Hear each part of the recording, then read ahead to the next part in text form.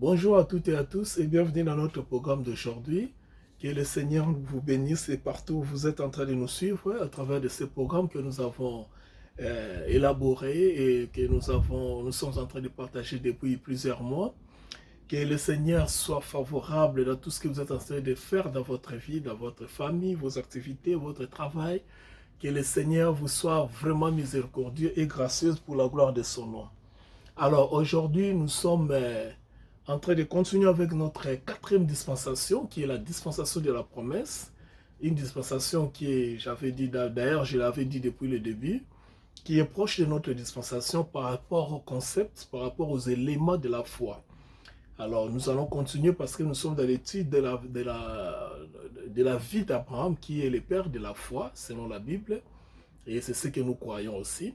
Et nous aimerions ici vous rappeler qu'il y a beaucoup de choses que nous ne disons pas en détail parce que nous avons planifié ces programmes dans les cadres doctrinal, c'est-à-dire nous parlons que des points qui sont liés à la doctrine de la Bible, à la doctrine de la parole du Seigneur. Et nous ne voulons pas dire toutes les choses. Après ces programmes, peut-être Dieu voulant, nous allons établir encore notre programme où nous passerons maintenant dans des séries de prédications. Parce que dans les séries de prédications, c'est là où nous serons un peu, beaucoup plus dans les détails. Mais ici, c'est un peu de comprendre que faute de temps, nous avons jugé bon de parler seulement sur le grand point de ce qui concerne la doctrine, c'est-à-dire les fondements, les preuves de ce que nous croyons. Parce que nous ne voulons pas mélanger des choses avec nos propres pensées ou bien nos propres idées. Nous voulons seulement rester purs dans la parole du Seigneur et expliquer ce qu'est la pensée du Seigneur par rapport aux révélations qu'il a fait à ses serviteurs dans les Écritures. Alors, nous bénissons le Seigneur pour ces moments. Père tendre, nous te disons merci pour ces moments. Nous voulons bénir mon frère, ma soeur et tous ceux qui sont en train de nous écouter de près ou de loin. Seigneur, nous demandons ta grâce et la compréhension du Saint-Esprit pendant que nous sommes en train de partager ces Écritures. Nous sommes les moindres parmi tes serviteurs, mais moi nous bénéficions de la grâce du Seigneur Jésus-Christ qui nous a enseigné, qui nous a révélé tout ce que nous sommes en train de partager avec les bien-aimés. Il est écrit que tout ce que nous avons appris des apôtres, que nous puissions aller aussi transmettre aux autres, afin que le corps de Christ soit affermi. Nous te bénissons, Père, dans le nom de Jésus-Christ. Amen. Alors, rapidement, nous prenons notre livre de Genèse chapitre 24, du verset 61 à 67, et nous allons prendre Genèse chapitre 25, verset 1er à 11. Comme la lecture sera un peu longue, je vais être un peu rapide pour essayer d'évoluer. Rebecca s'éleva, Genèse chapitre 24, verset 61 à 67. Rebecca s'éleva avec ses servantes. Elles montèrent sur les chameaux et suivirent l'homme. Et les serviteurs amena Rebecca et partit. Cependant, Isaac était revenu du puits de Laïchaï, Roy, et il habitait dans le pays de Midi. Un soir, qu'Isaac était sorti pour méditer dans les champs, il leva les yeux et regarda, et voici des chameaux arrivaient. Rebecca leva aussi les yeux, vit Isaac et descendit de son chameau. Elle dit au serviteur, « Qui est cet homme qui vient dans les champs à notre rencontre ?» Et le serviteur lui répondit, « C'est mon Seigneur. » Alors elle prit son voile et se couvrit. Le serviteur raconta à Isaac toutes les choses qu'il avait faites. Isaac conduisit Rebecca dans la tente de Sarah, sa mère. Il prit Rebecca, qui devint sa femme, et il l'aima. Ainsi fit consoler Isaac après avoir perdu sa mère. Genèse chapitre 25, verset 1er à 11. Abraham prit encore une femme nommée Ketura. Elle lui enfanta Zimra, Joksha, Medan, Median, Jishbak et Shua. Joska engendra Sebam et Dedan. Les fils de Dedan furent les Ashurites, les Létuchiens et les Léominines. Les fils de Médian furent Ephra, Ephet, Enoch, Abida et Elda. Ce sont là tous les fils de Ketura. Abraham donna tous ses biens à Isaac, et fit des dons aux fils de ses concubines. Et tandis qu'il avait encore, il les envoya loin de son fils, tandis qu'il vivait encore, il les envoya loin de son fils Isaac, du côté de l'Orient, dans les pays de l'Orient, dans les pays d'Orient. Voici les jours des années de la vie d'Abraham. Il vécut 175 ans. 175 ans, donc 175 ans, selon notre français. Abraham expira et mourut après une heureuse vieillesse, âgé, rassasié les jours, et il fut recueilli auprès de son peuple. Isaac et Ishmaël, ses fils, l'enterrèrent dans les cavernes de Macpéla, dans les champs de Phond, fils de Tosa, les Héitiens, vis-à-vis des marais. C'est les champs qu'Abraham avait acquis des fils de Heth. Là furent enterrés Abraham et Sarah, sa femme. Après la mort d'Abraham, Dieu bénit Isaac, son fils. Il habita près des puits de Lachori. Que le Seigneur bénisse sa parole. Comme je viens de le dire, bien-aimés dans le Seigneur, nous voulons seulement parler de ce qui est doctrinal, c'est-à-dire ce qui a trait à la doctrine de la Bible. Parce que la Bible a une doctrine. Quand nous parlons d'une doctrine de la Bible, nous parlons de la démonstration de la vérité qui a de preuves, qui convainc. Hein? Vous voyez, c'est pas que vous vous réveillez un bon matin comme ça, vous prenez la Bible, vous commencez à dire, à parler, oh voilà, Abraham, sans toutefois connaître comment est-ce qu'Abraham avait vécu, qu'est-ce qui était passé réellement, quelle était sa mission, qui était Abraham, et pourquoi. Parce que toutes ces questions, si vous ne connaissez pas, vous n'allez pas bien interpréter la Bible. Premièrement, nous avons vu qu'Abraham a confié la mission à son serviteur, un serviteur qui n'a pas de nom. Il faut retenir cela. Pourquoi on a caché son nom? Nous allons essayer d'étudier ça ensemble. Alors, le thème d'aujourd'hui que nous allons partager, c'est les types de serviteurs et la mort d'Abraham. Les types de serviteurs et la mort d'Abraham. Je m'excuse. Les types de serviteurs et la mort d'Abraham. Vous allez vous rappeler la fois passée, nous avons parlé de la typologie, c'est-à-dire les images, les caractéristiques qui devaient nous aider à comprendre qui jouait le rôle de ceci et par rapport à notre temps. Alors, parlons un peu du serviteur parce que c'est de lui qu'il s'agit. Les types de serviteurs. Qui était réellement ce serviteur? D'abord, premièrement, on n'a pas mentionné son nom. On ne nous a pas donné son nom. On a caché son nom. Pourquoi on a caché son nom? Nous allons découvrir ça ensemble. Ce serviteur, c'est qu'elle d'abord, c'est l'image. L'image de quelqu'un qu'on a confié une mission, d'un ministre de Dieu, comme nous dans notre génération. Parce que, vous voyez, l'Église a commencé dans le Nouveau Testament. Mais l'Église avait existé bien avant dans la pensée de Dieu. Il fallait maintenant que Dieu puisse préparer les types, les caractéristiques qui devaient projeter l'image de l'Église. Les caractéristiques de personnalités qui devaient jouer le rôle de l'Église dans l'Ancien Testament. Comme ce serviteur, il est l'image d'un ministre de Dieu. Il est l'image d'un serviteur de Dieu. Vous allez vous souvenir que nous avons dit, Abraham représente un roi dans la typologie. Un roi qui est Dieu. Et son fils Isaac, c'est l'image de Christ. Donc, quand nous parlons de Dieu, nous parlons de Fils, nous voyons aussi du Saint-Esprit. Et là, les serviteurs, maintenant, nous voyons maintenant, il y a un serviteur, c'est-à-dire celui qui est appelé dans la mission.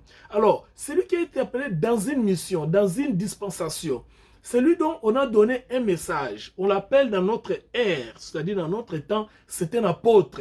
C'est celui qui a reçu un message. Un apôtre, ce n'est pas seulement quelqu'un qui se réveille un bon matin, qui se déclare être apôtre. Bien, c'est quelqu'un qui a eu un rêve, qui se dit un apôtre. Non, un apôtre, c'est quelqu'un qui est envoyé avec un message. On ne peut pas dire qu'on est apôtre si on n'a pas le message. Or, en réalité, dans l'histoire de la Bible en général, nous n'avons pas beaucoup d'apôtres.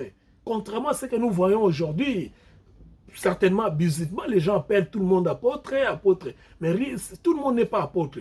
Parce que la Bible dit, Dieu a donné premièrement à l'église apôtre. Là, il parle de l'apôtre Paul. Parce que l'apôtre Paul avait amené un message qui était contraire au précédent. C'est-à-dire, avant apôtre Paul, personne n'a prêché la croix. Donc, apôtre Paul est venu avec les messages de la croix.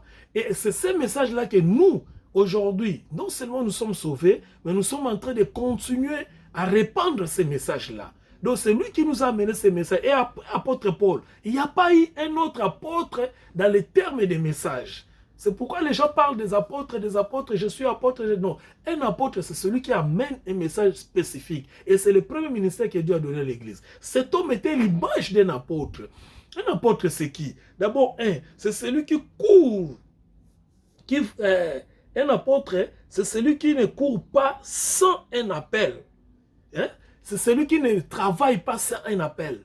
Tu ne peux pas travailler, tu ne peux pas servir le Seigneur si tu n'es pas appelé. Abraham était là assis et il a appelé son serviteur, il dit que voici, je te donne une mission. Un apôtre, c'est celui qui a une mission. Un apôtre, c'est celui qui est appelé pour exécuter ou bien réaliser ou bien accomplir une mission. Et quand il accomplit une mission, il laisse les traces et les signes. Et dans cette mission-là, il a les messages qui doit l'accompagner. Cet homme avait le message d'Abraham. Va chercher auprès de ma famille une femme pour mon fils. Jure-moi que tu n'auras pas une femme parmi les femmes des Cananéens où nous habitons. Tu vas rentrer chez moi en Mésopotamie, dans le village de mon père, pour chercher une femme pour mon fils. Voyez, c'est ça le message qu'il lui avait donné. Donc, un apôtre, ce serviteur n'était pas quelqu'un qui devait partir juste comme ça, mais il était quelqu'un qui était appelé et qu'on lui avait confié les messages. Voilà, si quelqu'un vient au titre d'un serviteur de Dieu, au titre d'un apôtre, il doit avoir les messages. Et les messages doivent être les messages de son maître. Ça, c'est le premier élément. Le deuxième élément, l'apôtre ne va pas n'importe où, comme un évangéliste, par exemple. L'apôtre va là où on lui envoie. C'est-à-dire, on te dit, par exemple, ta mission, comme Jonas, par exemple, va à Ninive. Comme cet élément, c'est monsieur, ce serviteur que Abraham avait dit, tu vas partir seulement chez moi, à Mésopotamie. Il y avait plusieurs villes. Vous allez vous souvenir, je vous ai dit que là, le monde était déjà rempli de nations, rempli des organisations. Il y avait déjà des grandes nations puissantes avec leurs organisations. La fois passée, nous avons parlé de l'Empire babylonien dans la Mésopotamie. Nous avons vu même un peu, nous avons fleuré un peu là concernant les codes d'Hammurabi qui étaient comme nos constitutions aujourd'hui, qui gouvernaient déjà les pays et beaucoup d'autres nations. Alors, apôtre va là où on lui envoie. On lui dit, va par exemple à Ninive, comme on avait dit à Jonas. On dit à apôtre Paul que tu vas partir à Rome. Vous voyez, donc c'est ça la mission. Tu vas partir vers les païens. Dieu dit à apôtre Paul, tu pars vers les païens. Tu vas rencontrer les païens. C'est ça la mission. Donc l'apôtre, ce n'est pas seulement que c'est quelqu'un qui bat de l'air, mais c'est quelqu'un qui va là où on lui envoie pour aller faire l'œuvre du Seigneur. Ça, c'est le deuxième élément. Troisième élément, un apôtre ne fait rien de lui-même. Un serviteur ne fait rien de lui-même. Un serviteur ne fait rien de lui-même. Cet homme, Abraham lui a dit, va, tu vas faire ce que moi je vais te dire. Et ce que je te dis, c'est quoi? Tu vas trouver une femme pour mon enfant, pour mon fils, pour mon héritier. Et tu vas les trouver là où je t'envoie. C'est ça être un apôtre. Tu ne peux pas aller de gauche à droite parce que tu crois être appelé par le Seigneur. Quand le Seigneur appelle quelqu'un, quand le Seigneur appelle d'abord une personne, il lui donne les messages. Quand il lui donne les messages, il lui spécifie là où il va aller avec ces messages-là. Et là où il va partir avec ces messages-là, il va faire seulement ce que le Seigneur lui avait demandé. Dans la plupart des temps, nous, dans notre génération particulièrement, faute de l'ignorance, ou bien, peut-être entre parenthèses, faute des intérêts que j'ignore, certaines personnes font n'importe quoi juste au nom des serviteurs de Dieu, au nom de l'apôtre, au nom d'un appelé, d'un ministre de Dieu. Alors qu'un serviteur de Dieu, qui est vraiment serviteur appelé, doit faire ce que le Seigneur lui demande de faire. Et ce que le Seigneur nous demande en tant que serviteur de Dieu, c'est ce qui est prescrit dans la Bible, plus précisément dans l'Église, dans cet âge de l'Église. Et nous allons voir ça quand nous allons arriver dans la dispensation de l'Église. Donc, en dehors de cela, nous n'avons pas d'autre chose. Notre message doit être focalisé, centré dans ce que le Seigneur nous a dit et ce que le Seigneur nous a envoyé étant le serviteur. Quatrième des choses, un serviteur doit être un homme de prière, un homme de remerciement, d'action de grâce. Un serviteur doit être un homme qui dépend de Dieu. Or, la prière, c'est aussi l'acte-là qui nous aide à dépendre à Dieu. Et l'acte-là qui nous aide à dire à Dieu que nous ne pouvons pas par nous-mêmes, nous ne pouvons pas faire par nous-mêmes, Seigneur. Dans la mission dont tu nous as confiée, l'appel que tu nous as donné, et l'endroit où tu m'envoies, Seigneur, je ne peux pas le faire par moi-même. C'est toi qui es le maître et c'est toi qui m'envoies. Aide-moi afin d'accomplir cette mission. Voyez-vous que dans d'autres générations, même nos prières, nous ne les faisons pas bien. Le Seigneur dit quelque part, le Seigneur Jésus dit quelque part, vous demandez, vous ne recevez pas parce que vous demandez mal. Donc nous prions, nous ne recevons pas parce que nous prions mal, dans le but de satisfaire nos besoins. Or, la prière, en vrai dire, la prière, ce n'est pas vraiment bien explicité aujourd'hui dans nos églises. Ce n'est pas seulement ce qu'on nous dit. Ce n'est pas seulement l'ensemble de ce qu'on nous dit dans l'église. La prière, c'est aussi cette responsabilité-là de dire à Dieu que je dépends de toi, ma sécurité c'est toi, l'accomplissement, ma réussite c'est toi, ce que je veux faire dans ce que tu m'as appelé, s'il vous plaît, dans la mission dont le Seigneur vous a confiée, la réussite dépend du Seigneur. La réussite ne dépend pas de vous. Et la prière, c'est cet acte-là de reconnaissance que vous montrez auprès du Seigneur pour lui dire que cette tâche, cette mission que tu m'as confiée, je ne pourrais pas l'accomplir sans ton aide. Et c'est contrairement maintenant à ce qui se passe dans le monde. Bien aimé, ici, j'aimerais que vous puissiez très bien me saisir. Vous voyez, quand vous priez, étant ministre de Dieu, étant serviteur de Dieu, étant servant de Dieu, étant enfant de Dieu, il y a une raison pour laquelle vous priez. Prenons un exemple. Un papa dans sa maison, il connaît les besoins de ses enfants. Par exemple, nous sommes dans la période des rentrées scolaires. Tous les parents responsables savent que les enfants doivent aller à l'école. Il faut ceci, il faut cela, il faut ceci, il faut cela. Ce n'est pas à l'enfant de rappeler à son père que voilà, bientôt c'est la rentrée. Un parent responsable sait que c'est la rentrée, il doit se préparer. Vous voyez? Donc c'est ça la prière. L'enfant n'a rien à faire. Mais quand, dans les cas contraires, quand l'enfant maintenant, les parents confient à l'enfant une mission, c'est à ce temps-là que l'enfant doit parler avec le père pour lui dire que papa, voilà la mission que tu me confies, de moi-même je ne peux pas accomplir cela. Aide-moi à ceci, par exemple, donne-moi les moyens de transport, ou bien protège-moi, ou bien fais ceci. C'est comme ça. Donc il y a un peu certaines choses que nous faisons dans l'église que nous ne comprenons pas ce que nous faisons réellement. Même nos prières, c'est là où il y a les problèmes. C'est le ministre de Dieu qui a la charge de parler avec Dieu à ce qui concerne son ministère. Mais à ce qui concerne le reste de la vie, en dehors du ministère, c'est Dieu. En dehors du ministère, c'est Dieu qui sait qu'il doit prendre soin de nous. La Bible dit, ne vous inquiétez de rien, car votre Père Céleste sait de quoi vous mangez, de quoi vous buvez tirer. Ne vous inquiétez pas du lendemain. Ne vous inquiétez pas de ce qui arrivera dans l'avenir. Car il nourrit les oiseaux. Il fait habiller les lits de la vallée. Il fait habiller même les fleurs. Vous voyez? Donc ça c'est la responsabilité de Dieu. Comme na mbongo na mokili, oh, c'est la responsabilité à Nzambe. Qu'on réussir dans la vie, c'est la responsabilité à Nzambe. Mais dans les ministères, c'est toi qui dois parler avec Dieu pour lui dire que Seigneur, moi je n'arriverai pas sans ton aide. Parce que le ministère c'était notre cadre. Les services, c'est un autre cadre, c'est spirituel. Ça n'a rien à voir avec le physique. Dans le physique, c'est une question de la destinée. Bien aimé, il y a beaucoup de gens dans la vie.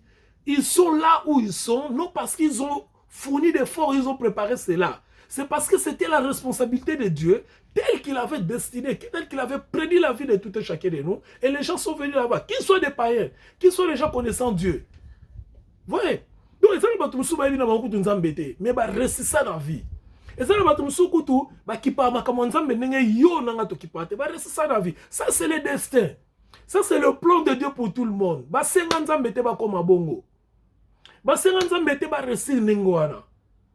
quand il s'agit de service, sacerdotal, ministère, quand il s'agit de service au Nzamba Pesio, bien aimé, il faut avoir contact dans la prière pour lui dire que, na niveau, na dimension, parce qu'ils allaient, Makambo, ils allaient au-delà du naturel. Le ministère, l'église, c'est au-delà du naturel. Vous comprenez? Parce que vous êtes en train de faire, en anglais, you deal with, tu es en train de faire avec ce qui est spirituel, ce qui n'est pas physique.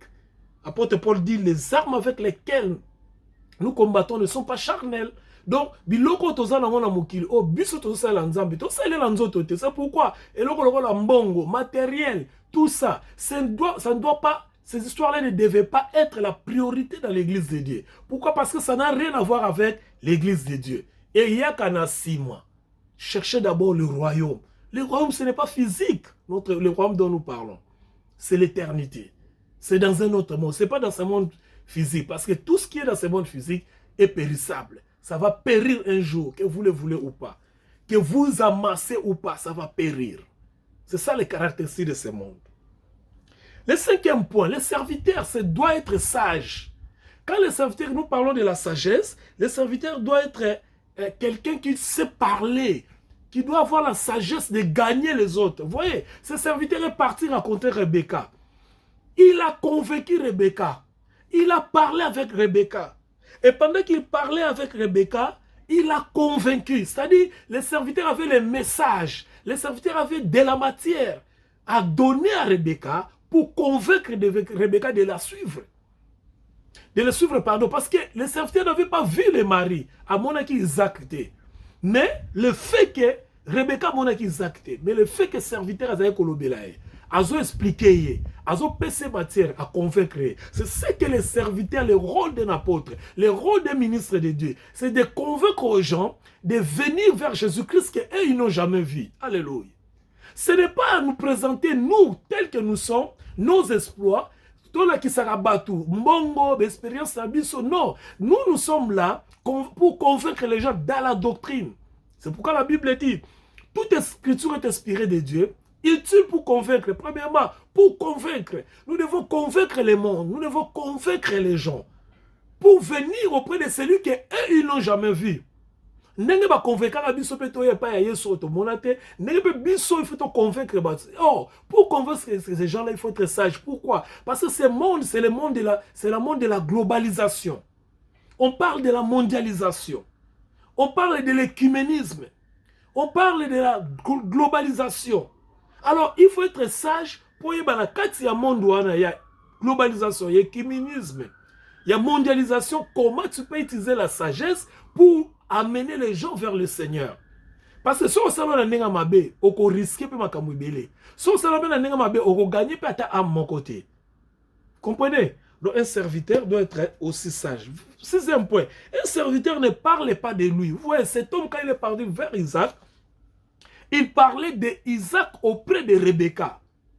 Quand on a Isaac auprès de Rebecca, Rebecca croyait à faire avec quelqu'un, Oyo, a comment qu'il ne sait pas na kende kaka na mona na mutango. Donc c'est comme dans le marketing.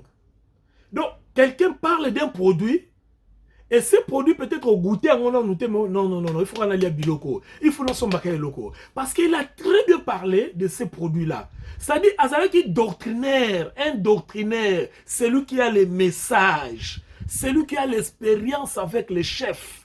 Celui qui a l'expérience avec celui qui donne le message.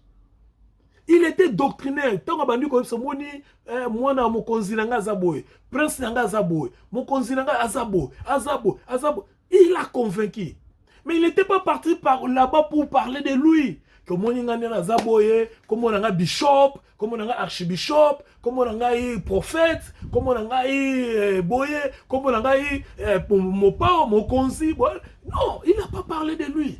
Oh, moi, il est zaboye, ngam tu na Gérard Biloko, Abraham, papa n'a zana mbongo mingi, ngande numéro 1. Bon, non, il n'a pas parlé de ça. Il a parlé de celui qu'on l'avait envoyé. Kendela Luka. Quand nous voulons réussir dans notre ministère, nous devons parler de celui qui nous a envoyé, celui qui nous a donné le ministère. Or, dans les cas échéants, c'est le Seigneur Jésus-Christ lui-même qui est le maître de l'Église, la tête de l'Église, le chef du corps. Parlons de Jésus-Christ comme ce serviteur a parlé d'Isaac auprès de Rebecca et Rebecca était convaincue. Et là, comme nous étant aux lobela, pour lobela mettre nayo, il faut s'en avoir les mains à mettre nayo. Tu dois être convaincu, tu dois être sûr. Parce que si le Seigneur est le bobo, on peut s'aniner. Vous voyez? Quand le Seigneur est le il faut être sûr de ce que tu es en train de faire, de qui tu es en train de parler. Tu ne peux pas seulement parler de quelqu'un quand tu n'as pas de preuves sur cette personne-là. Ah! mokonzi nanga mwana na ye wana aza mobali kitoko aza kimia Rebecca ayoki Yesu na biso aza bolingo alimbisaka mondimi ayoki pe abikisami. Donc voilà un peu comment devait se comporter un serviteur de Dieu, doit se comporter un